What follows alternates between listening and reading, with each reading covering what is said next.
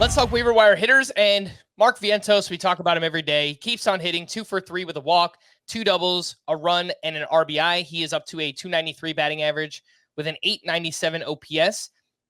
The only thing with Vientos is I don't feel like I could get him any higher in the rankings. Like he's just behind guys that are just serviceable, like Candelario and Matt Chapman. And I know Christopher Morel has kind of, been bad recently, but we still like him.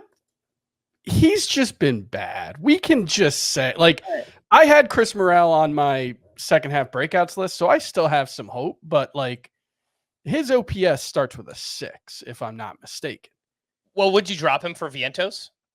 I do have Vientos ranked one spot ahead of him, so sure. I agree. Vientos is 17th for me at third base. And I could move him to 14 without really changing my opinion on him or any of the players ranked ahead of him. After that, it would be harder. But I think it'd be okay to drop Christopher Morel, especially in a points league. I think that'd be fine. You know what's funny, though, and I've pointed that out before, for as bad as Morel's numbers look, his actual fantasy point production isn't so bad. He's outscored Austin Riley this year. He's right in between Machado and Riley in terms of total fantasy points, which is on the verge of dropping outside the top 20 at third base. There are some kind of obscure third basemen who have outscored Riley and Machado this year, but it's still kind of funny that Morel's numbers could be that bad. And if you've just been starting him this whole time in a points league, you probably haven't noticed that much. But with Vientos in particular, there's a little bit of luck here with what he's doing, luck or positive variance. I don't know whatever term you want to use. He has a 358 expected WOBA. He has a 374 actual WOBA. The strikeout rate, 24%, is kind of hard to square with how much he swings and misses. Although the overall whiff rate down from 37 to 33%. The in zone whiff rate, or the in zone contact rate, I guess is the way we usually phrase it, is up from 72 to 76%. Still bad, but moving from disaster to playable. And given how hard he hits the ball, given that his overall plate discipline has improved, he's swinging at more pitches in the strike zone, swinging at fewer pitches out of the strike zone. Without sacrificing quality of contact. In fact, the quality of contact's even better. I think Mark Vientos is under rostered at 71%. Yeah.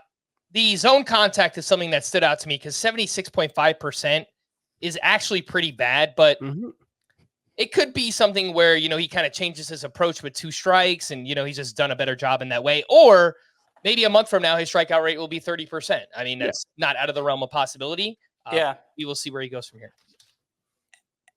And, I don't want to overrate zone contact rate either. I mean, Matt Olson is generally below 80%, and he's Matt Olson. When you have big time power like that, you can swing and miss in the zone some.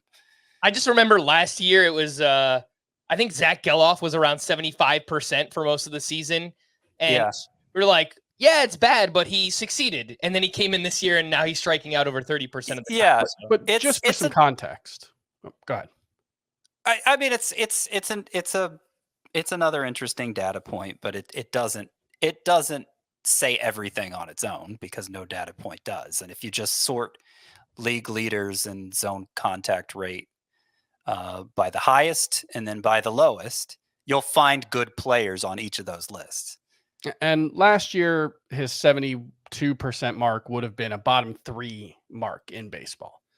Now, it's still not great, but it's just ahead of Michael Busch and just ahead of Dansby Swanson, and Teoscar Hernandez is lower, and Rafael Devers is surprisingly lower.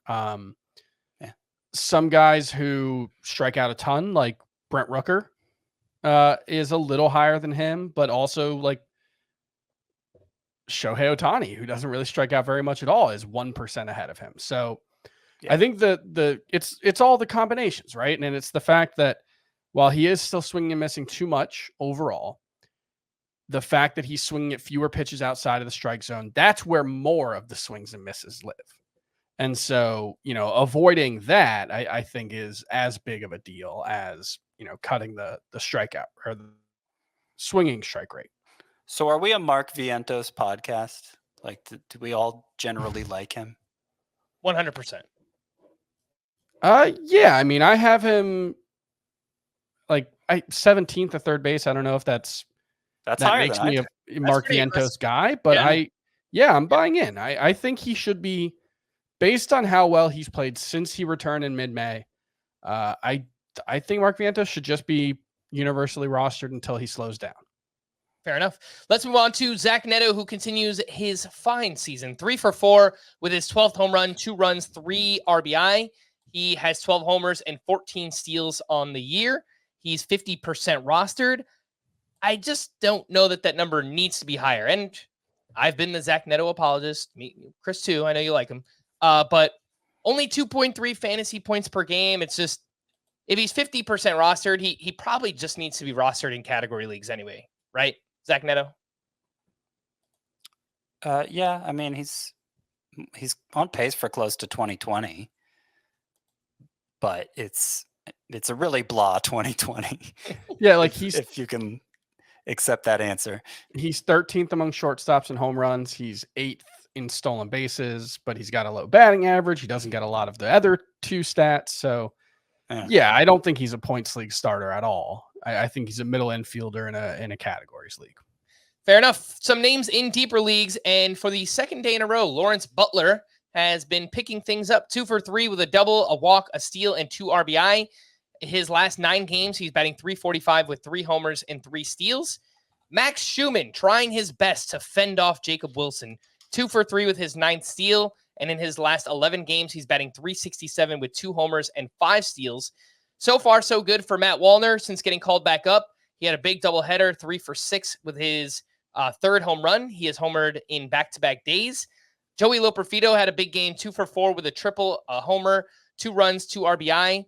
The problem, he's only played 5 of the last 11 games for the Astros. And Geraldo Perdomo had himself a big game, 3 for 3 with 2 doubles, 2 runs, and an RBI. Again, deep league names here. But does anyone stand out? Perdomo, Loperfido, Matt Wallner, Max Schumann, and Lawrence Butler. I mean, Butler has some pretty interesting minor league numbers, and like, I've watched a lot of bad baseball in my time as a Marlins fan, and this is like exactly the kind of guy that when your team is terrible, like the A's are, you get irrationally excited about, and then, he has a 600 OPS, but like, there are definitely tools here. He's a really good athlete. He hits the ball hard when he hits it. I don't know how much I want to buy into, what has been an 8-game stretch of him being decent. 9 games. 9 games. I don't know. Like, I think he's in a more interesting talent than anybody here except maybe Wallner and Loperfido. I think all 3 of those guys are kind of interesting, but not much more than interesting yet. Yeah, I would say so. I'd be curious what the Twins matchups are next week. See if you could catch lightning in a bottle here with Matt Wallner. But nobody has any clue what the Twins matchups are next week, because next week is the start of the second half after a 4-day break.